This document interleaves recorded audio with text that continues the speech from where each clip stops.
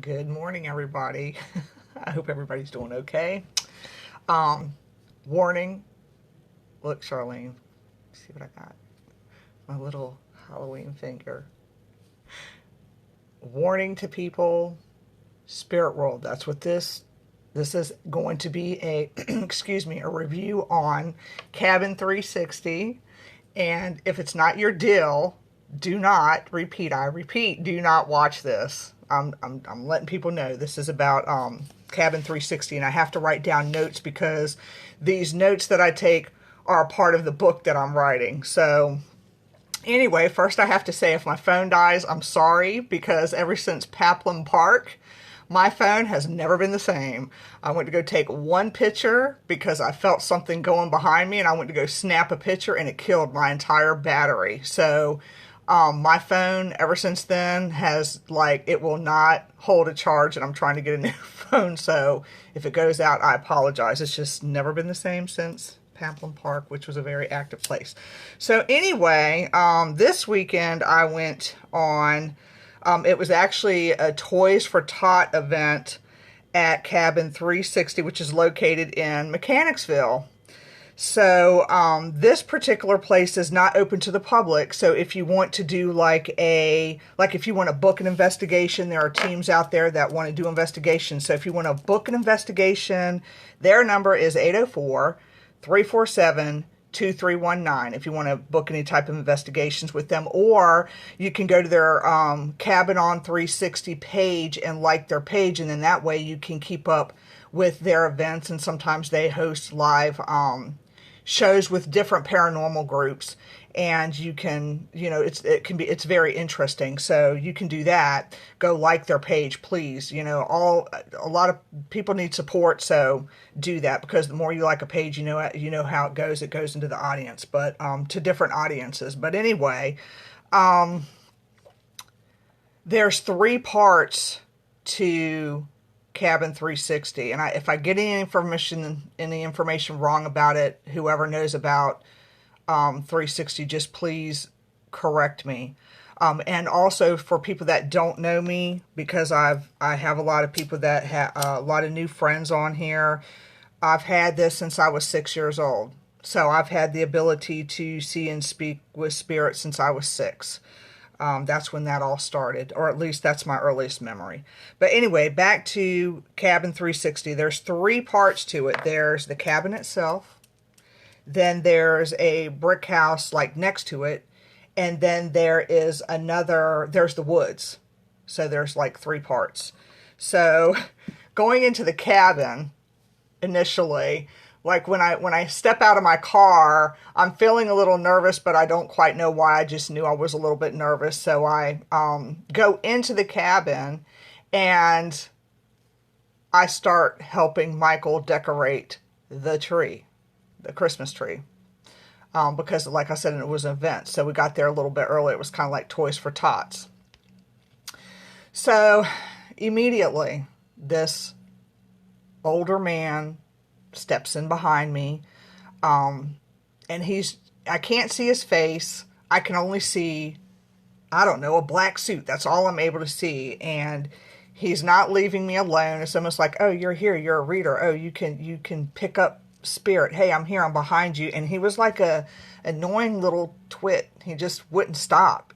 Everywhere I went, he went. And I would even turn around and say, what do you want? What do you want from me? Why do you keep stepping in behind me? And it was like he was stuck to me like glue, and I'm like, okay, I don't know what he wants, because he's not saying anything. He's just, you're here, that kind of thing. So I'm going like throughout the cabin and just feeling different things. And when I go upstairs, I'm not going to put the rooms to where, just in case any of y'all ever go there, I'm going to tell you there's a female up there.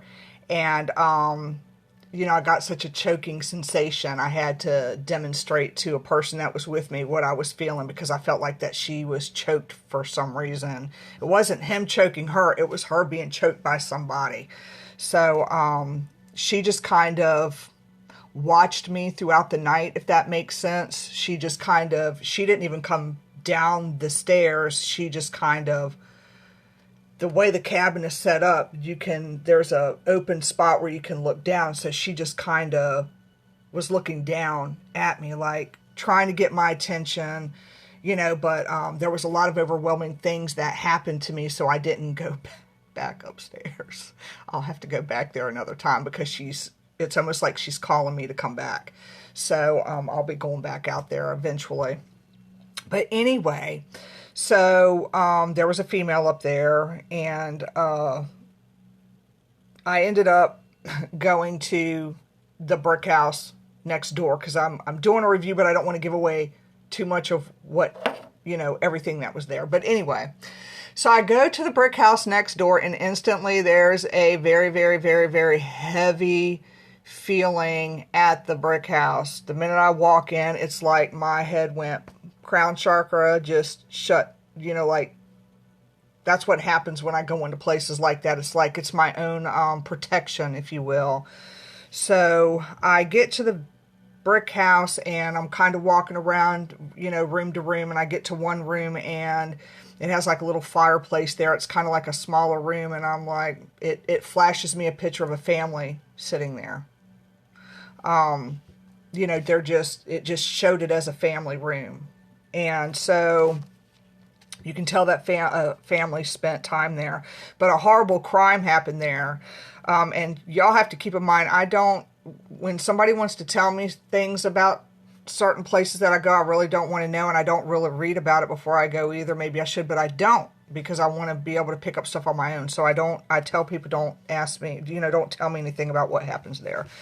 So, but I could tell when I walked into one room that there was a death there, and a girl stepped out, and you could tell that she was, I want to say, running for her life, even though she wasn't, but it was maybe the adrenaline, and that was the feeling she was giving me to let me know that what was happening to her it was just an adrenaline rush instantly, and it was very, very, very overwhelming because there was a person killed there.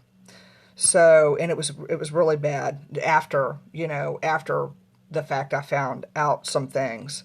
So I go down, there's a basement down in the basement. In the basement, I have to say, okay, it's creepy. It's very, very creepy. I get down there, I'm minding my own business, and then all of a sudden, I get a metal taste in my mouth to the right when I went down there, and I'm like, oh gosh. And then this black blob, it was almost like it was hiding to me. It was hiding in a spot. There is a spot to the basement that had like this little opening, and it was almost like it was hiding there. And but it was not human. It didn't feel like a human spirit. It wouldn't really show itself. It just presented as a black blob, and it was very, very strong. It was like a black blob of something, and it was very, very strong. It was strong enough that when one of the investigators, Dennis, went down with me, he announced himself as, hello, asshole, I'm here. And he said, fuck you. I mean, that's how strong he was. But this is not, it just was not, it's not human. And it's very, very powerful. And it was so strong to the point that I was able to stay there for just a little bit, but I couldn't stay there that long because I began to get nauseated. I kept tasting metal in my mouth. It was like a black blob kept moving in front of me. And at that point, once I saw it moving in front of me, I didn't know what it was going to do. And I got nauseated. So that was the sign for Ms. Reyes to go upstairs and to leave. So I did. And I was super, super overwhelmed to the point that I just cried, which is something I have never done.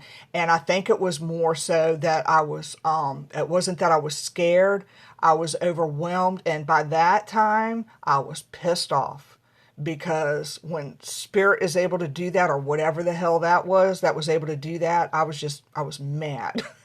that actually happened like that. So, that was just very,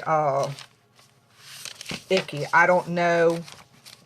I think going into the cabin and then going into the brick house at the same time maybe is not a good idea. back to back like that, because this spirit over in the basement was just very angry. And like I said, I had to leave. So anyway, after I got my composure back, then it was time for the woods. Now, y'all know that it was 27 degrees outside. But that does not stop spirit just because it's that cold. I mean, thank God I had a good jacket. But it was cold out there, and but it didn't stop anything. There is active spirit out there. There are black shadow figures moving around in the forest. You could see them. There's different lights. It's kind of neat to me when you're seeing lights, even though you're trying to huddle up and stay warm, but it's really neat when you're seeing lights move throughout the woods and you're seeing moving shadow people in the trees, because this particular property is not far, I don't think, from Cold Harbor. Please correct me if I'm wrong, because my history part, sometimes isn't there. But there was a lot of Civil War stuff that took place out there. So I just found that the forest part or the woods part to be very interesting, and I'd like to go back out there. And it was kind of similar to going to the Pamplin Park investigation. It was similar with the shadows and just the different figures moving around, and the lights was the biggest thing. So anyway, it's a late investigation, so I'm getting in my car and I'm going home. And I get to listen to 1960s muffled music all the way home. And I'm trying to debrief myself from being so overwhelmed, because if you're, before I went there, I grounded. I used holy oil. I sat in sage. I said my prayers. I said everything, but that was just very, very overwhelming to me. And I had a very difficult time even debriefing myself. People are always like, oh, you're driving, you're by yourself. Well, yeah, it gives me that time to debrief with what was going on. So that was very overwhelming to me.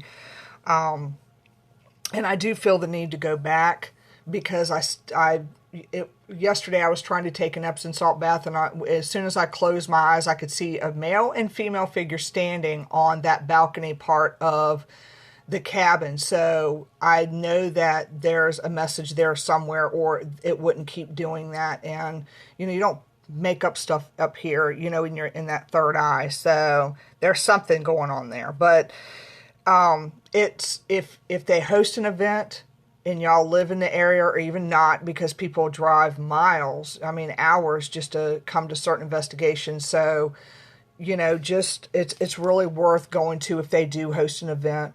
Crop hosts a lot, excuse me, of their stuff there, because I think it's their cabin or Ryan's or something like that. But anyway, it's worth investigating. And like I said, if y'all want to, or if anybody has a group of paranormal investigators and y'all want to put your money together, you can book your group investigation there, or book your individual. It does cost. There is a cost to that.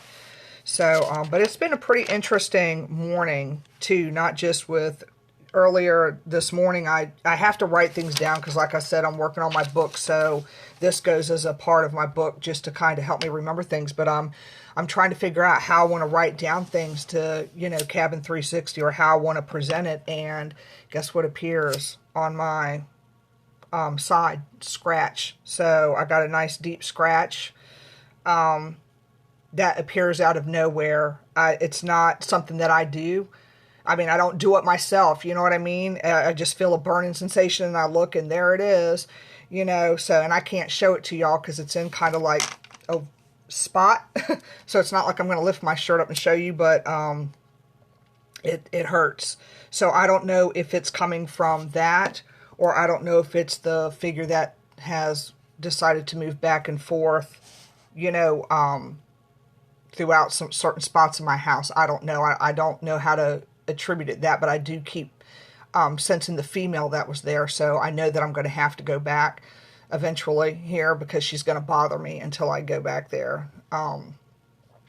So anyway, that is my review of Cabin 360, and I don't know how many of y'all are interested in paranormal investigations, but there is a Facebook site, or it's a Facebook page that is Virginia Paranormal Events. You can go and like that page, and it shows you all the different paranormal events all over the state of Virginia. And believe me, there is a lot. I did not know there were so many paranormal investigation groups until I met different people, and that just kind of flooded that part of it. And because I'm used to doing things on my own, I do, go into individual houses and do readings that way, or cleanse houses. I'm a one person, if you know what I mean. I'm just used to doing it. So with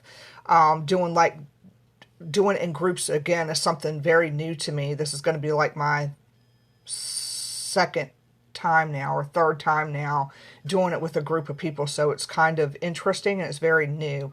But anyway, please, y'all, show some support. Go like their page. I believe tonight at 8:30, Cabin on 360 is doing a live freaky show. So get on there and watch it if you're up. That's a little bit past my bedtime. I normally go to bed at around 8. 8 or 8:30 because I'm tired. So anyway, y'all, do that, and show some support. If y'all ever have questions, you can ask me. And I appreciate y'all watching, and I hope I didn't blab on too much. I figured that I would share my experiences with you, because they exist. I don't care what y'all little non-believer people say, they exist. Just because you didn't have the experience yet doesn't mean they don't exist. They are so there, and I took pictures of my scratch, because I'm making as terrible as this sounds, I'm actually making a scratch photo album, because I'm documenting. I keep my documentation. So, but anyway, I'm not going to linger, because, I've got things to do, and I know y'all got things to do. I hope you enjoyed my review. Charlene, pink finger. And I hope that y'all have a wonderful day, and please support Cabin on 360 and Virginia Paranormal Events, so y'all can keep track of things. Y'all have a great day.